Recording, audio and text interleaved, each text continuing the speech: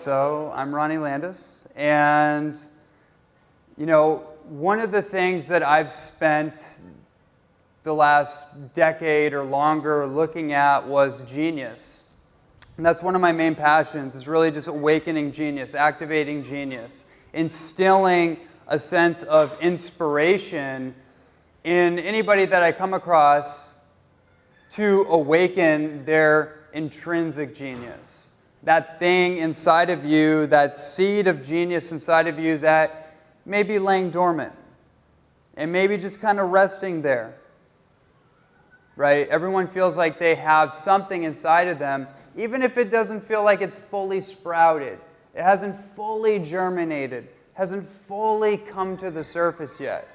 But there's something inside of you that's waiting to flower.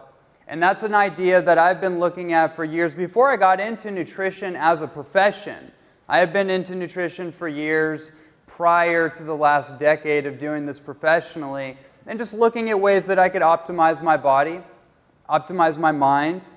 And at some point in my life, it made sense, like, hey, what I put in my mouth must affect what's going on up here. Right? Does that click for anybody? Right? I really was influenced by success information, success and personal development philosophy.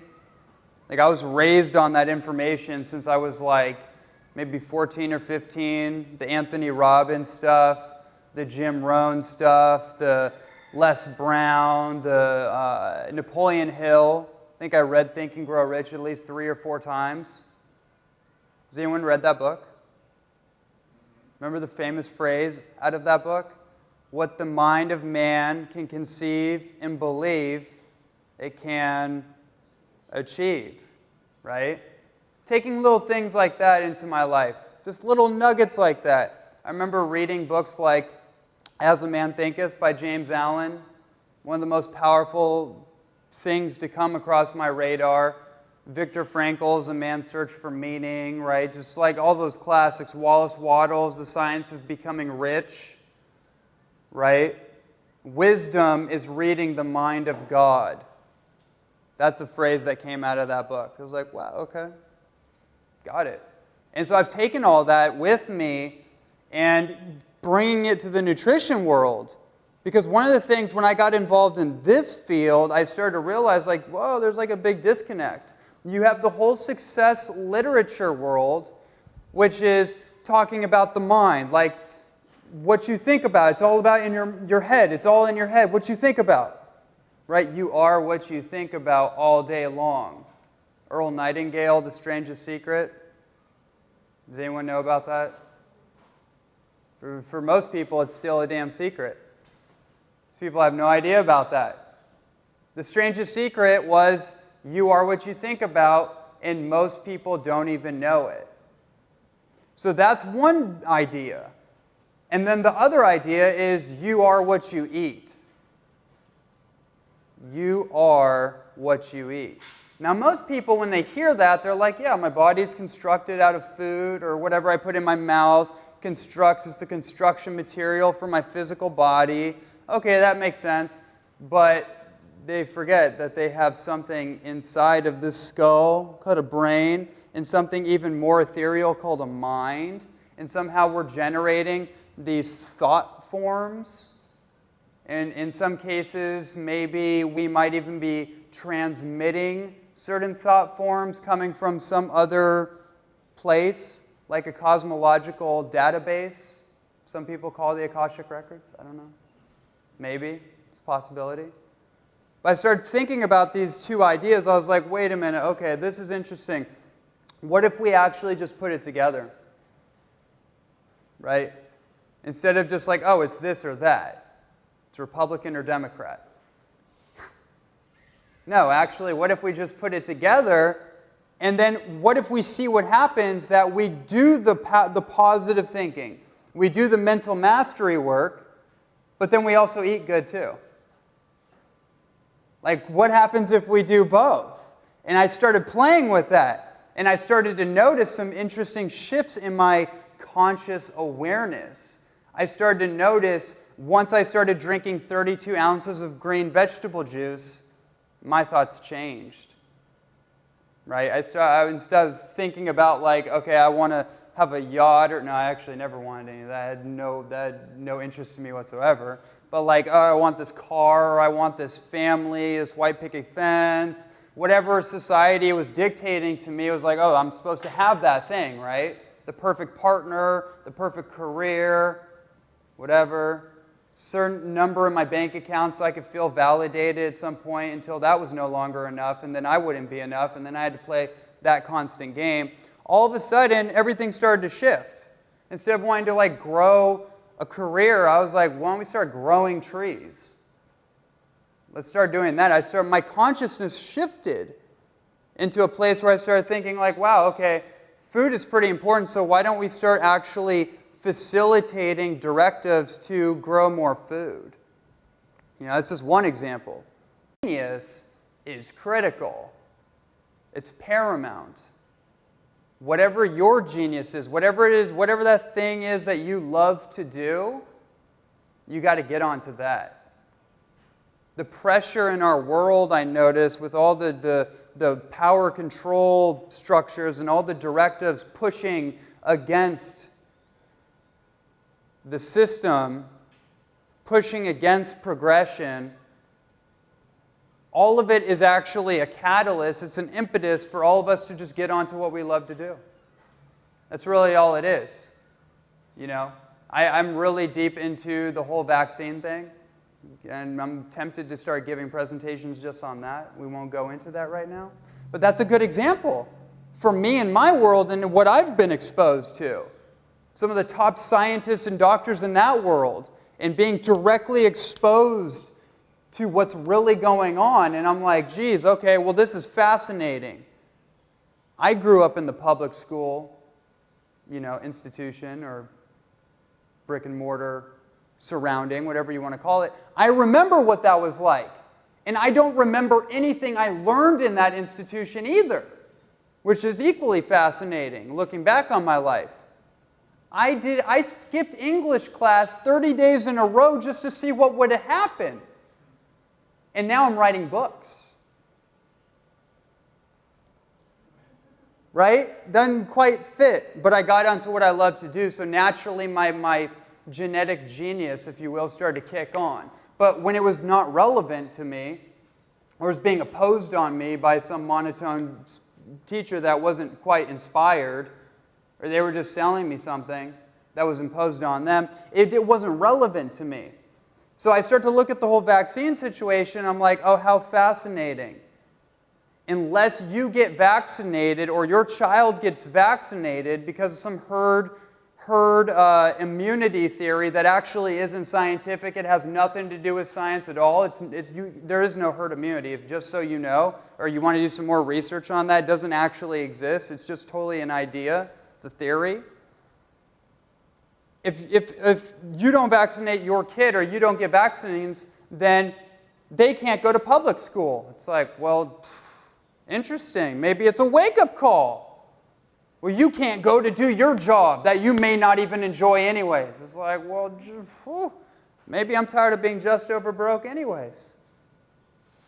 J-O-B, just over broke. I got that from Jim Rohn. He's like, why do you want to be just over broke? Just throwing that out there. Just putting it out there. A lot of the things that are going on in the world are just impetuses. They're catalysts for us to actually start activating our genius. To start doing what we actually love to do, because you don't know what's going to happen tomorrow. You don't know where this whole thing's going, but I just know for me that I might as well soak every iota of life force that I can while I'm here. While I'm here right now, in the present moment. I'm going to squeeze every bit of juice out of this thing as much as I can. And what if I actually get another 100 years? What if everything just keeps on going? It's like, whoa, I'm going to be really happy I made that investment early on. Right? So awakening genius is absolutely critical to everything we're going to talk about today, because we have a lot of information to go over. I'm going to lay out the entire hormone situation for you. The most advanced information, distilled, simplified, broken down, over the last 40, 50 years of scientific research and everything that's been figured out about hormones, hormone therapies, natural nutrition, right? Imagine that. Natural nutrition prophylactically, preventatively. If everything's fine already, then that's great. Then just keep it that way. But if something's off, which for most people, inadvertently something will be off. And we'll explain why that is. We're going to go through all of it. So right now, I encourage everyone to just kind of turn on some triggers. Because you can actually take in all this information. There's a little bit of a virus in the motherboard of humanity which causes us to behave or perform based on a reference of mediocrity, which I call just kind of like baseline societal existing. That makes any sense? Which basically, we're not really activating our true potential. And that's why I present the presentation I do in a certain way. And that's why I'm just giving it to you all. Everything. Right away. You don't have to know everything right away. You don't have to take 1,000,000 notes. It's good to take some notes. But pay attention to what resonates for you. If something resonates, it clicks. You get an aha moment, pay attention to that. There's something for you. This is a really interesting thing. As we move forward in this presentation, hormones. We need to really understand, like, what are hormones? Why are they important? What are the properties that they help us display in our life? Hormones, from a very, very interesting perspective, they allow us to, certain hormones, when they're dominating in the body, certain specific hormones called androgen hormones, they allow us to display more levitative qualities. Levitative qualities. Upright, expanded, opened up, full faculties. So like if you think of a baby, when a baby is born, a baby is up, it's moving upwards through the duration of its life cycle as a baby goes from crawling to walking and eventually grows up, 3, 4, 5 years old, learns to walk, run around, all that kind of thing. Its body structure becomes bipedal. Does anyone know what bipedal means? Right, so in the study of like evolution, it basically means that an animal that walks upright, or a human being, is like a bipedal ape, if you believe that. Like a bipedal ape that walks upright. So that's a levitative quality. And then there's gravitational qualities. Qualities that we, basically qualities of aging, essentially. Is a very, very easy way to understand that. So you have the two forces of our world, which is levity and gravity, but we only really hear about gravity as the dominant force, or entropy, right? Entropy is basically that it's chaos in the universe, everything's breaking down, everything is subject to decay and die. We live in a dying universe, a dead universe. It's not even dying, it was never alive to begin with. Does anyone believe that? Does that make any sense at all? Whoa, hello! Things seem to be moving around just fine here. Seems to be life on the planet, despite evidence of the contrary. There's actually a dynamic force. There's a dynamic levitative living force that actually dictates the majority of what's going on. And that decaying idea is just a recycling process, but there's a cyclical process going on where it just goes in a cycle, right? But life is what dictates it, levity. And that's a really important idea to understand just from a psychological perspective, is that we're entrained into a hyper-negative state. We're entrained in a doom and gloom state. That at a certain point in your metabolic cycle, your menopausal cycle, things are going to tank out. Right? Who here's heard this? Who here's believed this? That at a certain age, everything's going to be fine. Everything's going to go right. It's just going to go just as normal. But at a certain point, it's just going to fall apart. Your hormones are going to fall apart. Your faculties are going to fall apart. Who's heard this? Right? Who's ever been affected by that? Who's had that in the back of their mind? Like, ooh, okay, I'm getting closer to that age. Ooh. Right? All the time. And now it's not just with women either, by the way. It's happening on both ends of the equation. Menopause, andropause. They're two opposite ends of the same conversation. Andropause is the male equivalent to menopause. Right? By the way, as we talk about hormones, we're going to talk a lot about estrogens and we're going to talk a lot about androgens. In the kind of like definitive colloquial term, estrogens is defined as female sex hormones, right?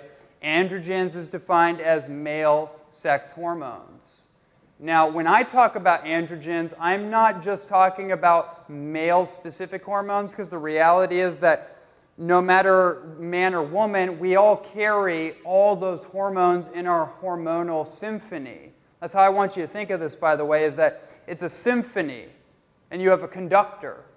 And the conductor directs the symphony, and if the symphony of hormones is playing in harmony with each other, then everything's good. But if one hormone is wants to be the lead of the show, but they're really like the backup singer, and they try to get and be the lead, it throws the whole orchestra off. You get what I'm saying? It's all about the ratio. That's going to be a big, just have that understanding as we traverse through this. And androgens, in my understanding, is actually more of levitative substances. They're youthening substances. Levity, youth. Gravity, age. As you gravitationally are suppressed, you start to break down and you become melded into the geology of the earth one day at some point, right? That's the decay, when you become part of the earth again, right? So that's just a very interesting metaphorical just outline I just want to put out there, and hopefully that activates certain layers of your own genius to understand for you how this fits. Okay.